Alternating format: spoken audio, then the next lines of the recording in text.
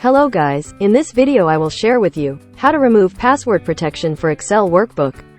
If you are having trouble because your Excel data is locked with a password, then you can remove the Excel password using the method I share in this video. Pay attention to this little arrow to follow the steps.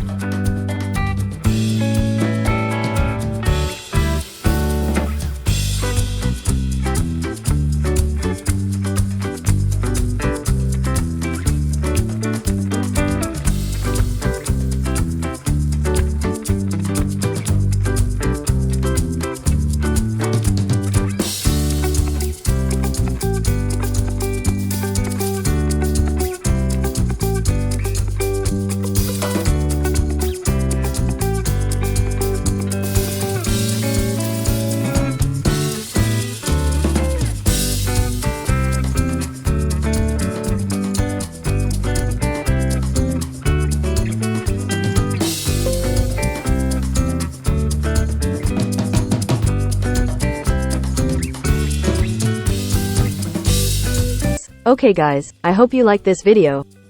Don't forget to click subscribe and press the bell button so you get notifications of the latest videos from this channel.